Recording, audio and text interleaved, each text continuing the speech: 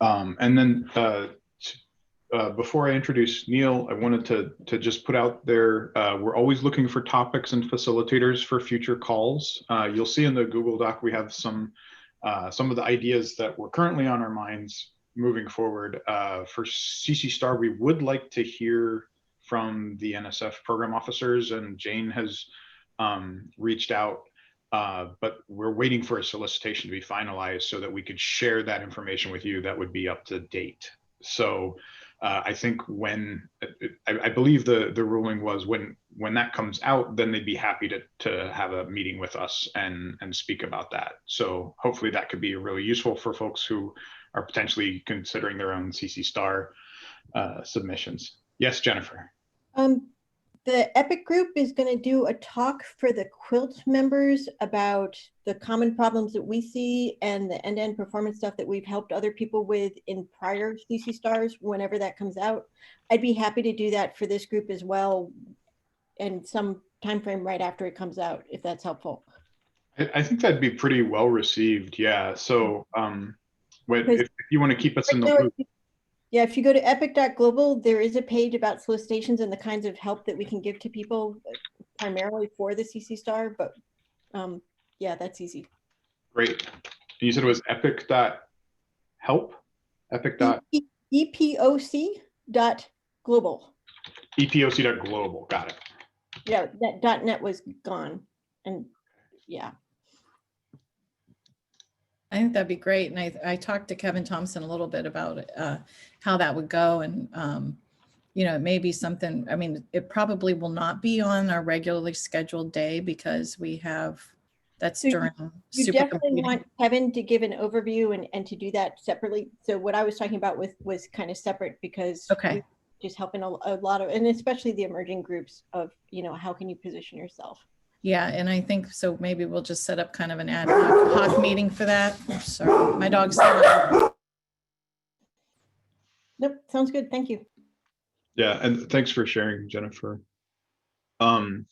If folks have other ideas for things they'd like to see, we definitely want to hear from you. If you'd be willing to facilitate, or if you just have ideas about what you'd like to be able to discuss in this group.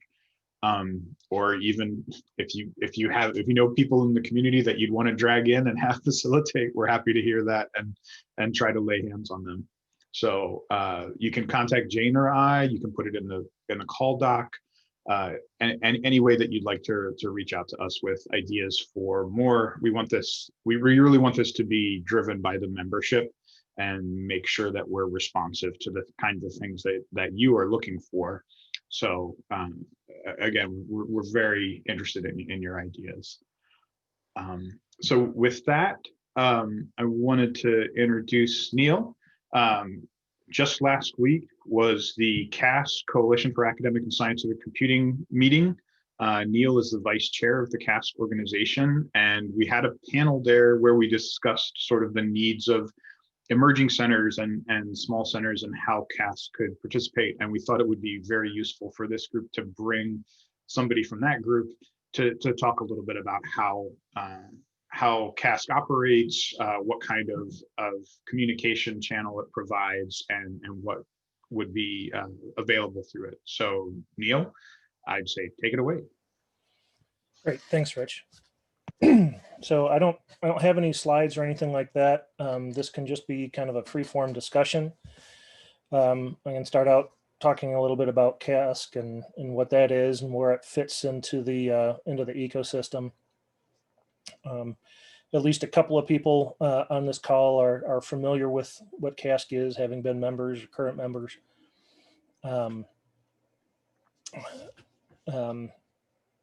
So I guess just to start, you know, we're a nonprofit, we're a volunteer organization. And this really comprises the leadership of various HPC centers, research computing centers across the country. It is very much focused on advocacy for U.S. national policies and funding. So we talk a lot with people from federal funding agencies, you know, NSF and DOD, DOE, NIH, much more so with NSF, but we do get people from others. We're just shy of 100 members at this point. And, you know, as Rich mentioned, yes, just now we had one of our two annual meetings last week. Of course, this year, both have been virtual. Usually when we do in person, there's a lot of opportunity for, you know, people networking, right? Getting together, hallway conversations, and that kind of stuff. We tried out a new platform this time around called Gatherly that I believe facilitated that kind of ad hoc stuff a bit better than just your typical Zoom call. But you know, we can get into more of that of how that works. But to get back to where we fit into the ecosystem,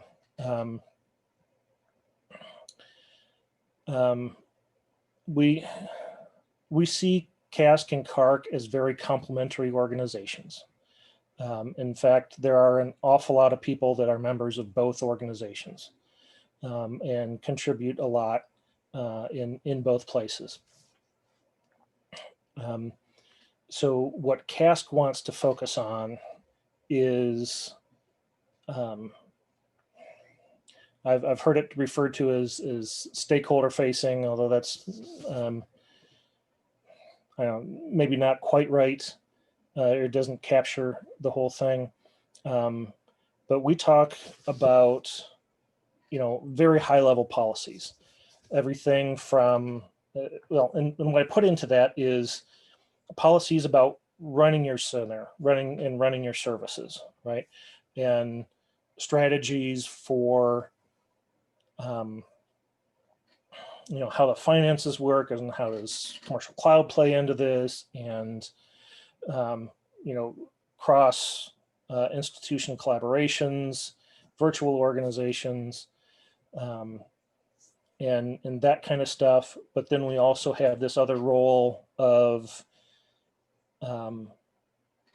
getting more insight from the federal funding agencies and giving them feedback, right? So when an organization of, you know, 100 different universities get together and say this thing is important, it carries a lot more weight than just, you know, some PI going and saying the same thing, even if it's the same exact message, right?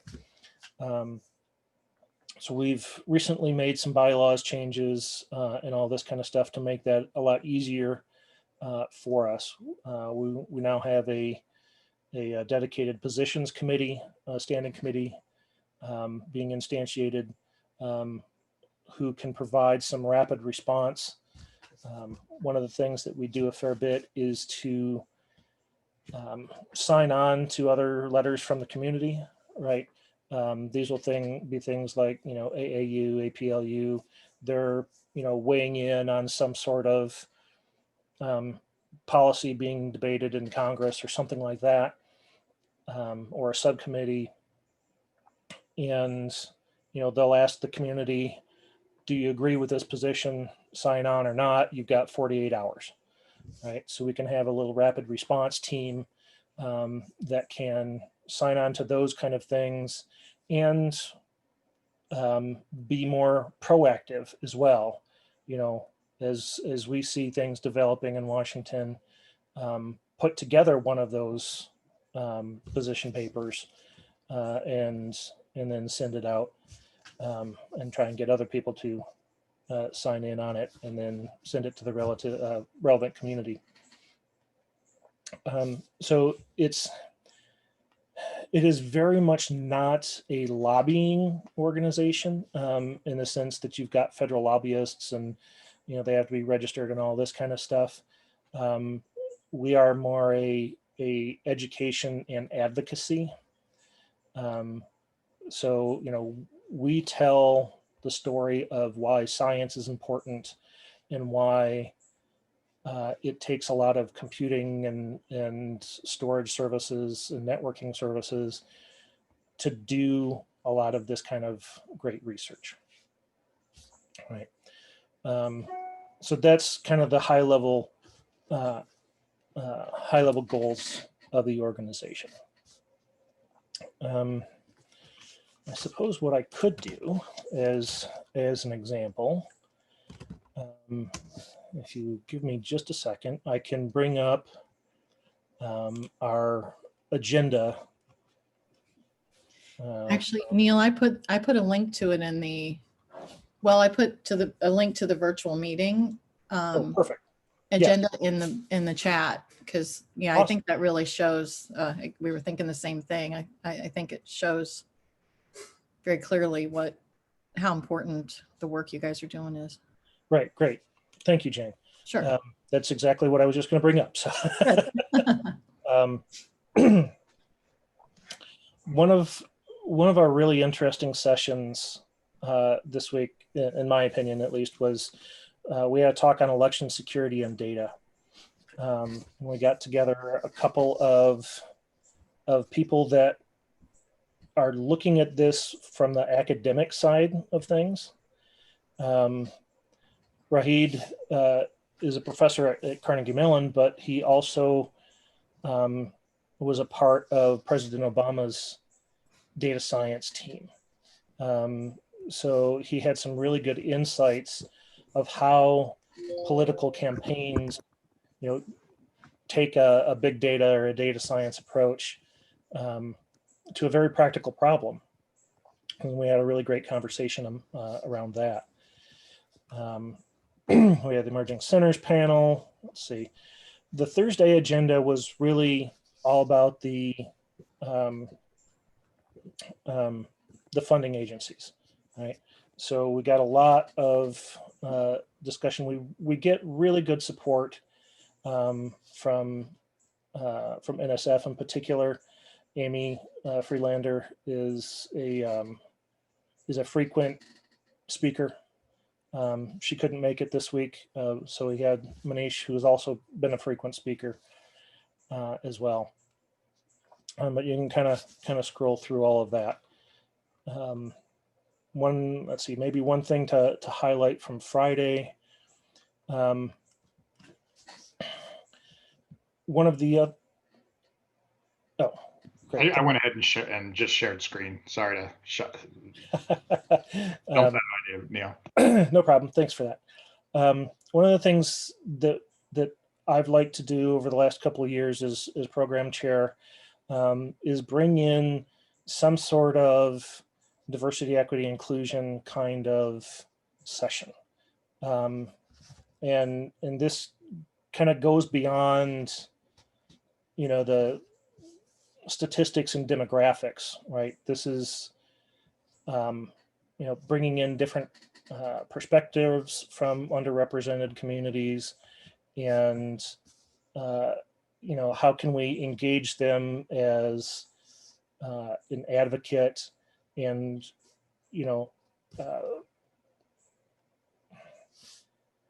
make things easier for them, I guess. But this takes a bunch of different aspects. So what we were able to do this time around, with the help of Dan Scow at North Dakota State, is to bring in a couple of speakers from the American Indian Higher Ed Consortium. So that was a really neat talk as well, just to get a little bit of visibility into a part of the U.S. academic space that doesn't always get the publicity it deserves. So that was kind of neat. So this kind of gives you a highlight of the kind of things that we talk about. I did say that this was a national organization. We do have some MOUs in place with Rich, if you can scroll up a little bit there. Yeah. So with international organizations, right? So Simon and Alan have been attending meetings, CASC meetings for a while now, a couple of years. And it's been really great to see not only what is different in the UK from what we have here in the States, but really how much of this is the same. We all end up having the same issues. They may have taken a little bit of slightly different local flavor, but everybody has a hard time recruiting and retaining good people.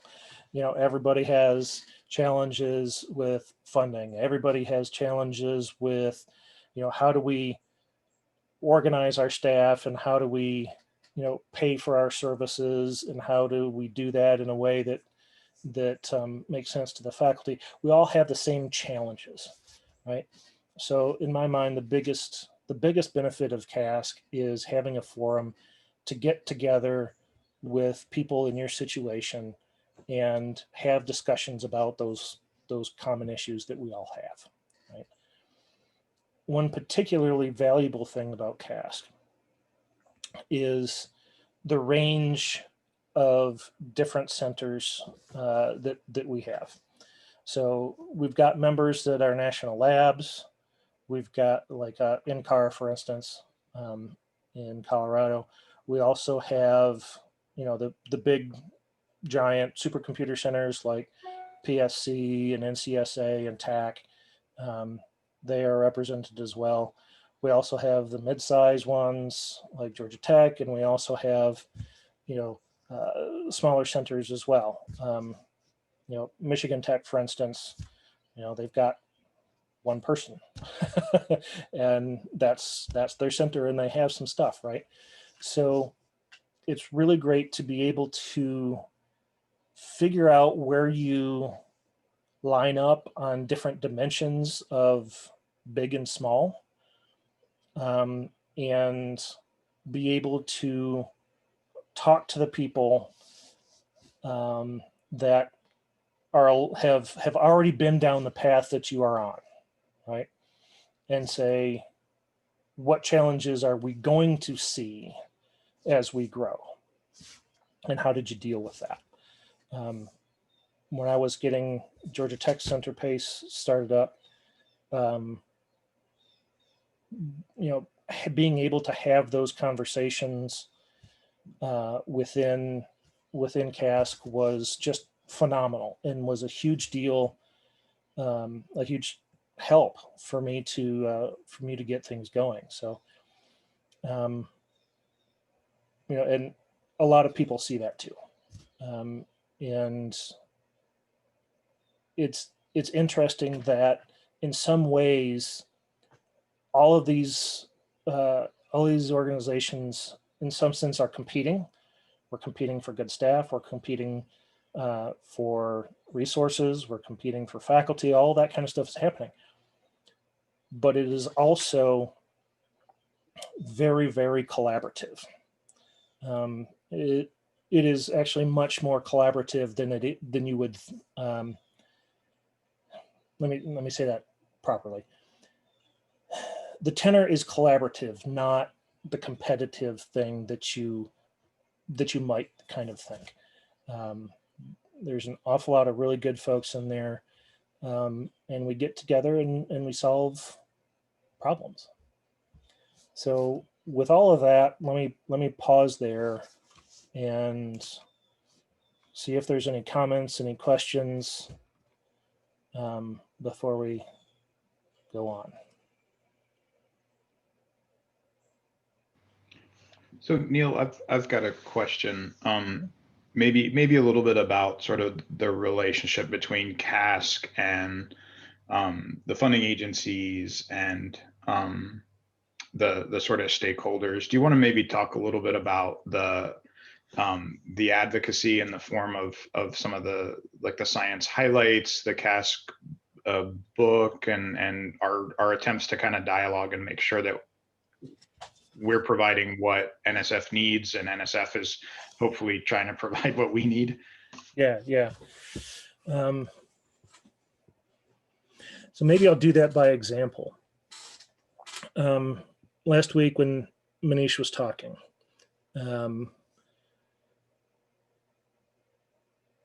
one of the topics that's been going on or conversations, I should say, that's been kind of going on and simmering around for a while. And CASC has been doing some great work CARCC has been doing some great work in this area, which is professionalization, right? You know, we all kind of see as support staff, we don't quite get the career path or, I don't know, recognition or sustainability, if you will, in terms of a career that is available to tenure track faculty. And so that was part of the discussion we were having with Manish.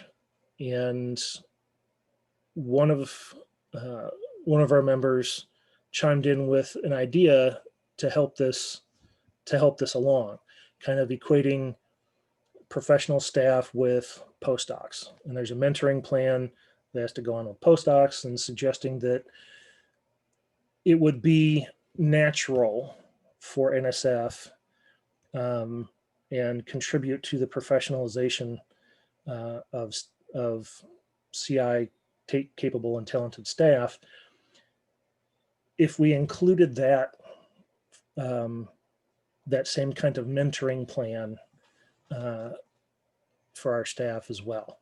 And that was really, really well received. I think Manish called it a fantastic idea or something along those lines. So just by building a relationship with you know, the program officers and program directors and NSF wide, director level type people, we get to have those conversations and pass on some ideas back and forth in an informal setting, which then of course can lead to formal programs. With certain individuals having been program officers at NSF or held other offices there, and then coming back and participating within CASC, and yes, Jennifer, I'm winking at you here. That provides a great feedback loop as well. So maybe I'll take an opportunity to ask a question of Jennifer and maybe put her on the spot a little bit. So from your time at NSF, how did CASC look from the other side of the table? So my time at NSF is a little bit different than a lot of other program officers because I was actually in 3 different divisions over time. When I was in OCI, we did look at CASC as a good source of input. When I was in the other divisions, it wasn't as much. And I know that's something we've talked about trying to expand. But I think, CARCC didn't exist then because this was now, I've been at IU 7 years. Wow. So, this was 10 plus years ago. CARCC wasn't here, so that wasn't a source of data. Under Ed Seidel, we had a lot of working groups, and I know that looking at CASC members for membership in those different working groups was another way that OCI interacted with CASC quite strongly. So I would expect that's still the same. Yeah. Thanks. Anything else? I just want to, I was able to attend that NSF meeting, and Manish, his slide deck alone, I felt like informed, it's like one of those things where you're trying to remember everything he said, but he talked about the AI and the priorities and pointing you again to those different locations where those documents are. I mean, just having that FaceTime with the program officers so you can go back and work with your researchers and share with them what the importance is and what you're planning to do. At the end of their conversations, they were like, ask any of us any questions, which you just don't get that opportunity very often. I think the other thing, like Jennifer said, and people that are on these calls know, participating and being at part of these groups help you become part of other groups that can really help, you know, from an external point of view, and then also internally when you're starting a new center or an emerging one, or keep working on it. You can, I know, like my VPR, if I turn a report in that say that I was on a committee with, and the NSF program officer attended, that kind of, that lets them know, and your researchers know, that you're thinking and seeing outside of just what your university can do.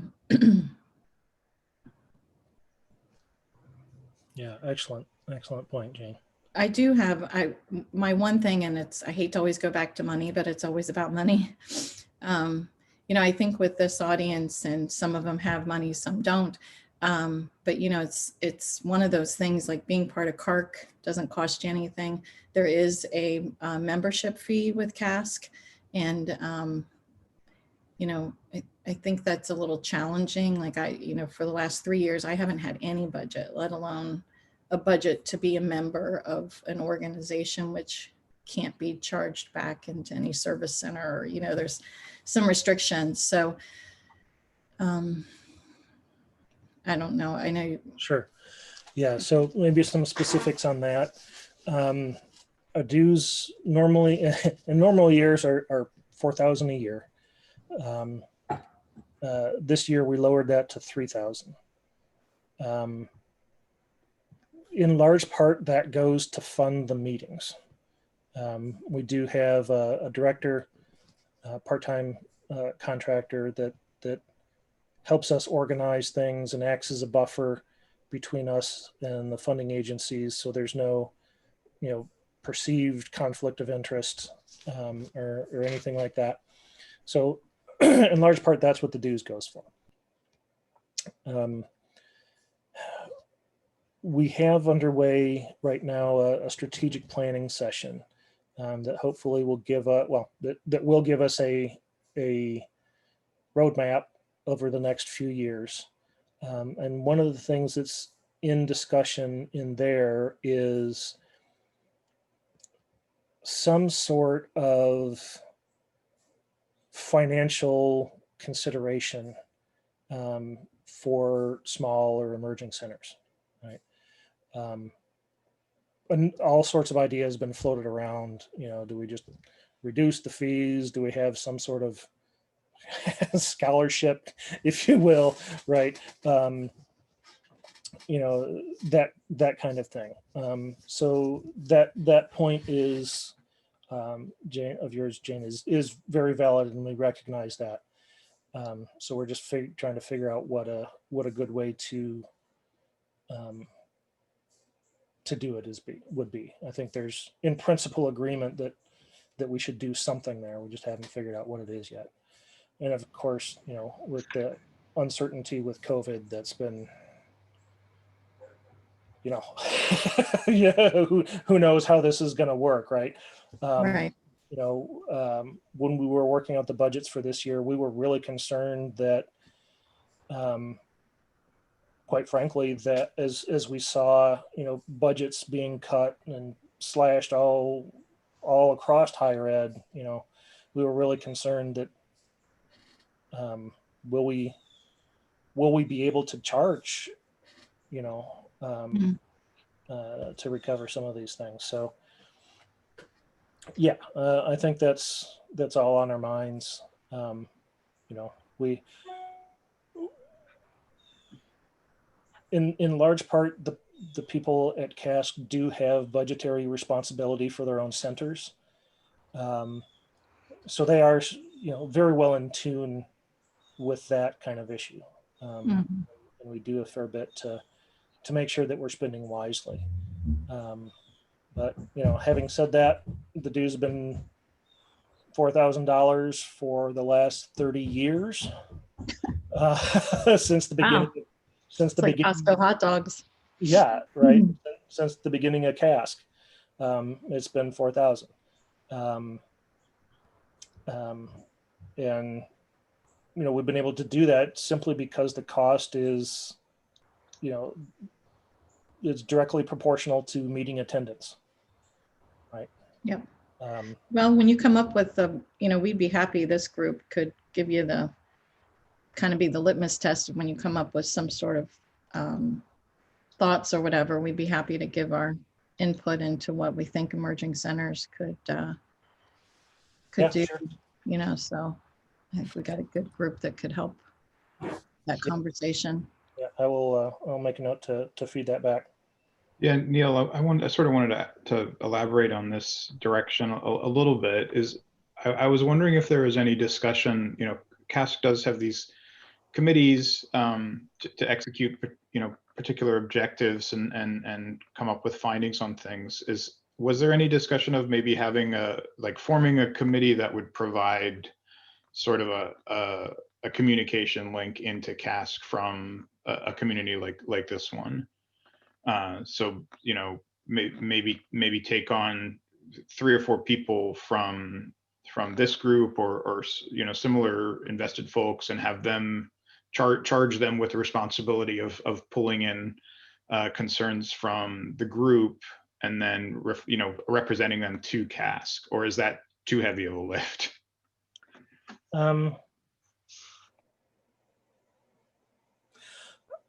I don't recall having any conversations with specifically that framing. Having said that, there are a lot of people in CASC that are also doing things with CARCC. Tom's a member of CASC, Rich, Jennifer, and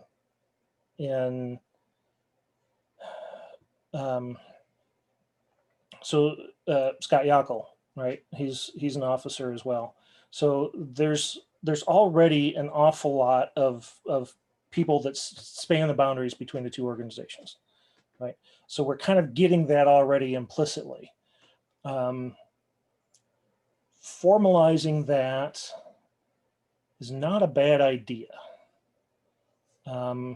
Just to have an established communication channel for the any sort of formal communications that need to go back and forth.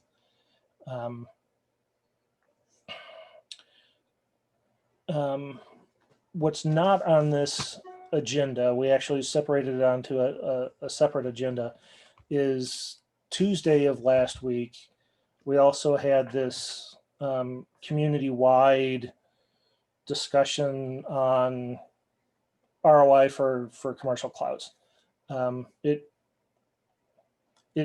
effort started as a working group within CASC, and that all got kicked off by a email thread that grew to epic proportions on the mailing list some years ago.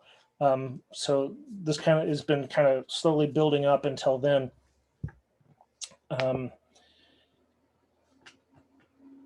And that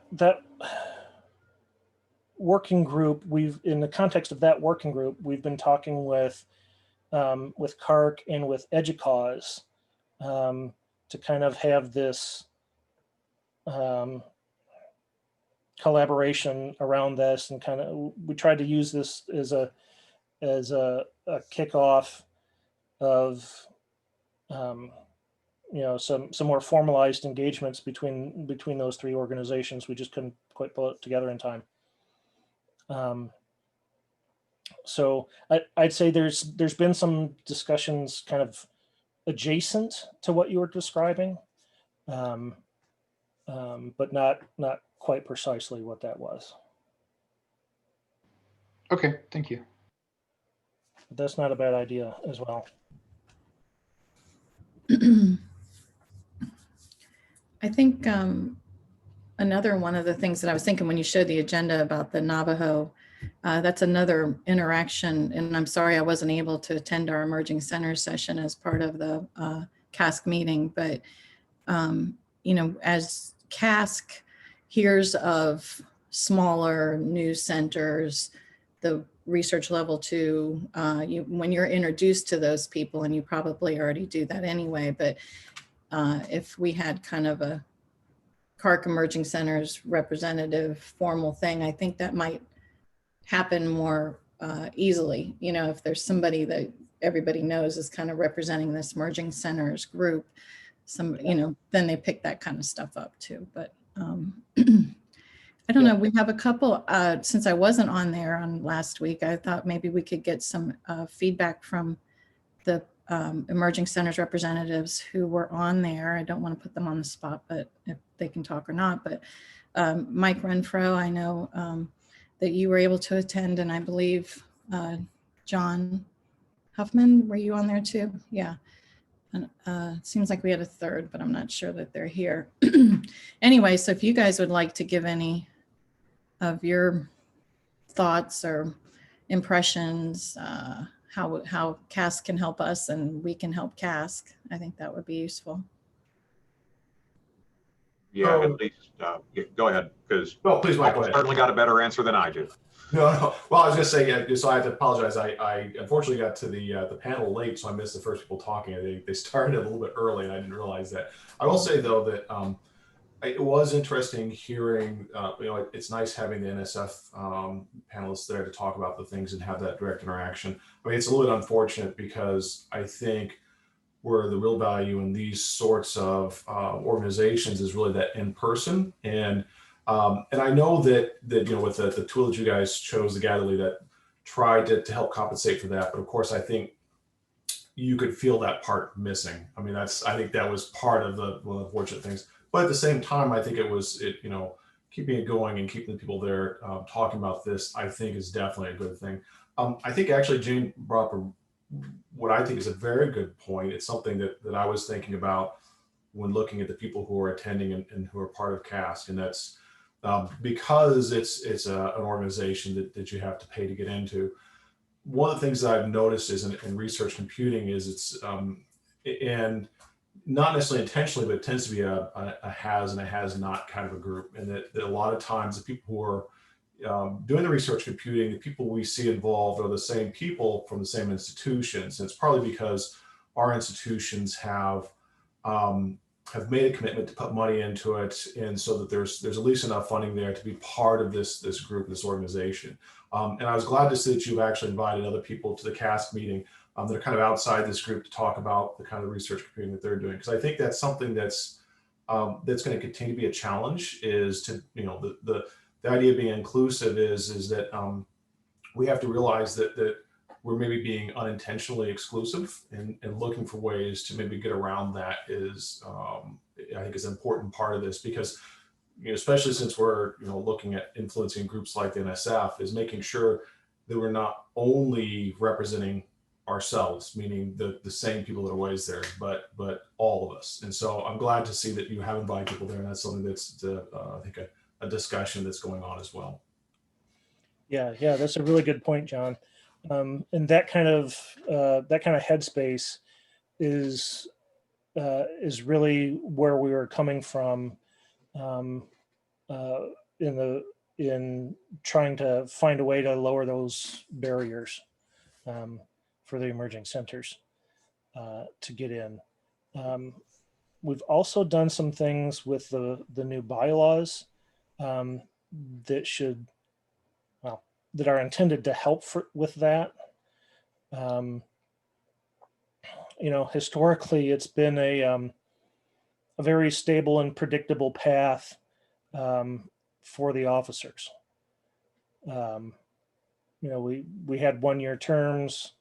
So if you get in as secretary, then you run unopposed in for the second year, and then probably you run unopposed the following 2 years for vice chair, and then probably you run unopposed the next 2 years for chair. And, you know, so that's 6 years straight that you're in leadership of this organization, right? That's a huge personal commitment, first off, but there's something to be said for continuity, but that's maybe going a bit overboard, right? So we've put some terms in the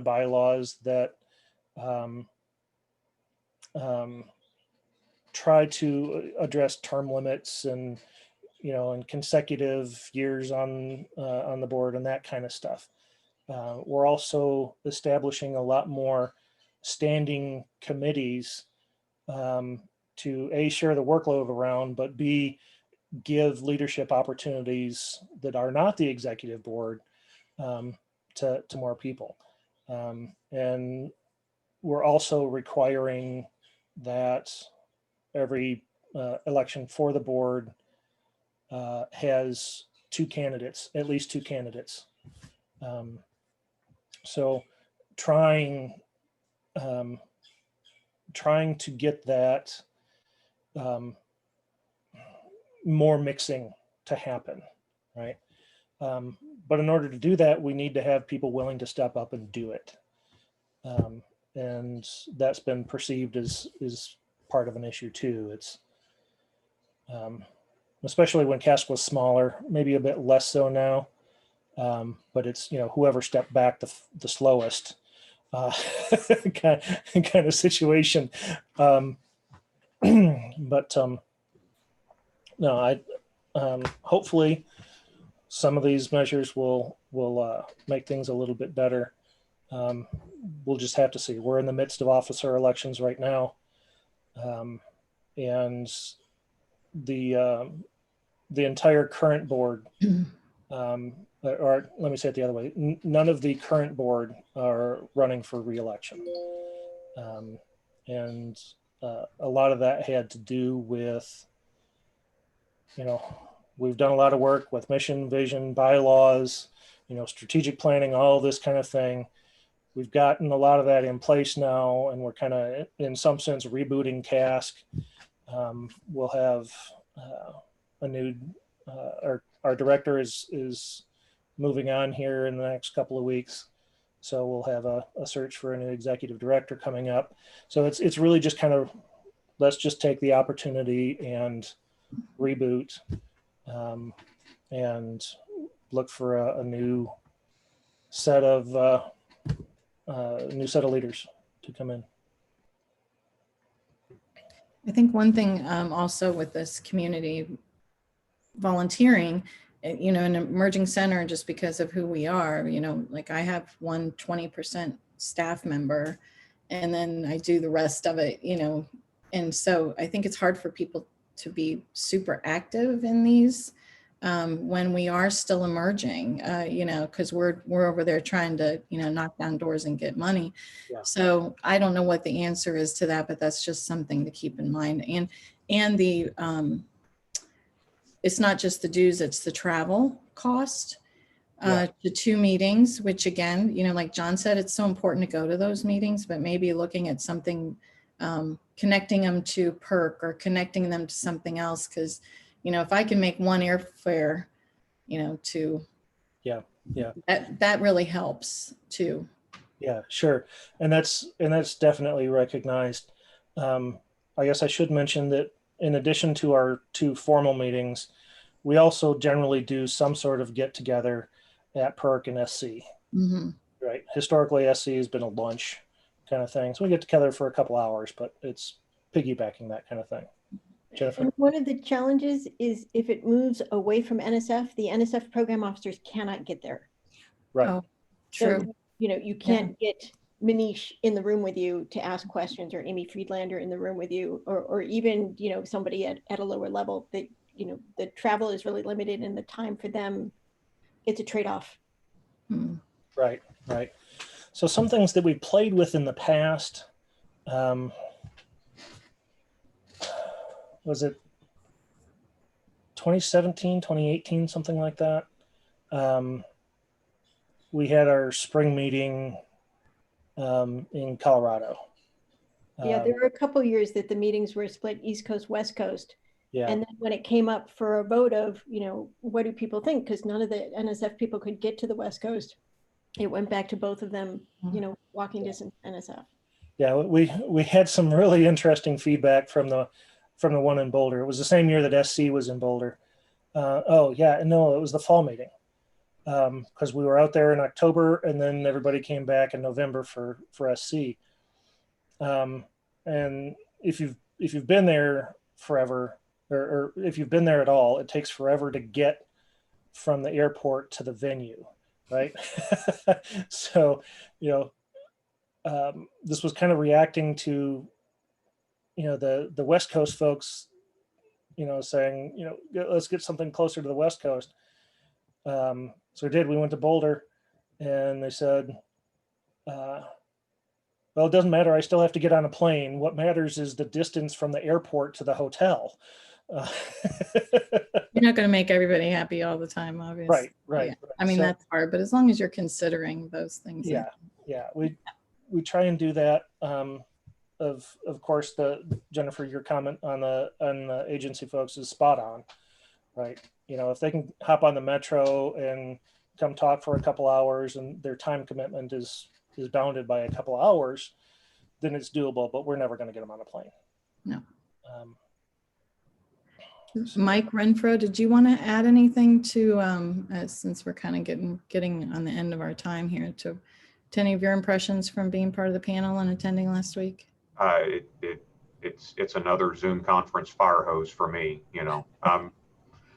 Basically, I'm just trying to stand this place up, and like y'all said, same challenges as everybody's got. It's just mine is, I literally got into this job 3 years ago, and so haven't done a refresh, still solo operator,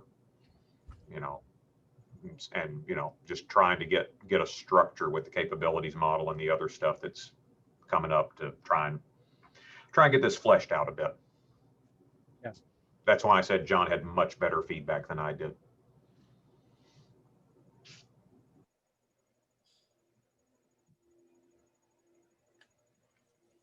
Okay, thanks, Mike. We certainly appreciated having both of you on that panel.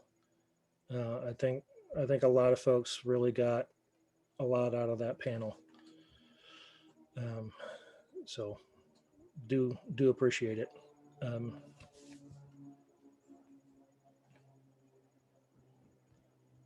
Do we have any other questions, comments?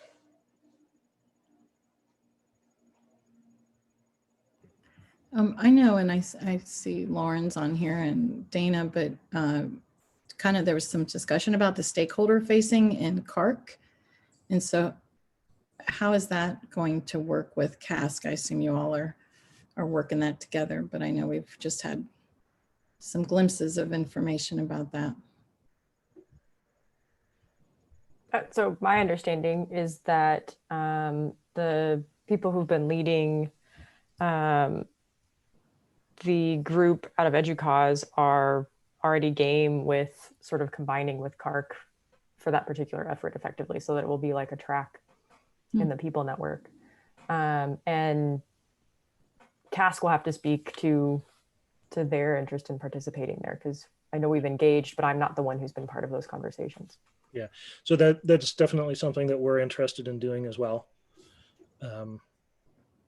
So we just couldn't quite pull it together fast enough for for Tuesday of last week to formally launch it, but that kind of thing we'll get there. That'll be useful too. Lots of, we all need the more resources, the better, but yeah, but it can become a fire hose like Mike said, but it's good to have options. For sure. All right. Well, if I had to condense it down into a soundbite, why do you want to be part of CASC? Since I'm wearing the shirt, my Hamilton shirt, it's the room where it happens, right? Well, that's not entirely accurate. It is a room where it happens. It's not the only one. But my experience having started as an emerging center myself is, it's been super helpful over the years. So would love to have any or all of you come in as soon as we have some more information about the dues, and pass that on. maybe I'll pass that on to Rich and Rich and Jane, and maybe you guys can be, or whomever else wants to, can be the CARCC side of this communications channel that we're trying to establish. Sure. That works. I think we should rope Tom into it because, you know, he's not roped into enough stuff already. Keep going back to the well. Yeah. Well, this has been really, really useful, Neil. I really appreciate you joining us for this conversation and going over CASC. So Yeah. I appreciate it, and I appreciate our track members for providing questions and joining us today as well. Yeah. You know, I just wonder too, if there is some sort of, when John mentioned diversity, if there is some sort of funding that we could, you know, we could all get together and maybe apply for some funding for some of these emerging centers and the, you know, specifically the HBCUs and the, you know, to become part of this group, but then be able to, like you said, scholarship or something. Because it really, you know, I think, like you said, Neil, it's so important in the beginning to have kind of this mentorship and information, but it's, Yeah. you know, without the money to do it, it's a huge roadblock. So maybe there's something we could look at for diversity and inclusion. Yes. Yes. That's. Sorry, wheels turning. Yeah, me too. Always. That's definitely a good idea. Okay. So I think next month we are not having our regularly timed session because of it's right in the middle of SC20, which the early deadline just passed on October 19th for registration, if those of you don't know that. But you know, somebody said, and I agree, this is the year, if you are interested in attending and you don't have a lot of money, this is the cheapest you're ever going to be able to attend supercomputing, and there is a lot to learn. The tutorials are amazing. The technical program, it's just, even the workshops, even just paying to hear the keynotes, to me, the keynotes there have always been excellent. I mean, like world class. I guess one year they had Alan Alda, which I missed that one, but I know when I was part of the planning committee, everybody said that was their favorite, but they really do a really good job. So I would recommend anybody who is not planning to go, take a look at it. It's very cheap. You don't have to go anywhere. So of course you got to do another one of these, and then in December, I think there's a group call that we're planning with the rest of the CARCC, kind of a year-end holiday. I can't remember what we called it, but so more information will be coming out about that. And it's going to be more of a social event between all of the CARCC People Network tracks, and anybody's invited. And then January, I think we've talked about having Jetstream 2 and Bridges 2, the new NSF program events. And at some point along the way, we will get Kevin and somebody from the CC Star, because that usually is due like January 20th or something. I think they said it was coming out a little later this year, but we will have a time. We'll send that out, and it may not be, hopefully it'll be in a time you can make it, but if not, we will record it. Anything else, Rich, that I may have missed? I think that covers it. Thanks once again to everyone for joining us, and we'll see you. We'll see you around for now. Yeah, would have loved to have you all come down to Atlanta for SC. But oh yeah, right. That's in your neck of the woods. Yes, it's about it's two train stops away from my office. Oh. So we were really looking forward to it, but it'll come back though, right? They usually do those. They usually make a 2-year or 2-time contract with the cities, I think so. I'm not sure what the contract is, but this was the first time it was going to be in Atlanta. So well, next year St. Louis, at least it's on this side of the world. Yeah. So all right, bye everyone. Bye everybody. Thanks Everyone. Thank you, Neil.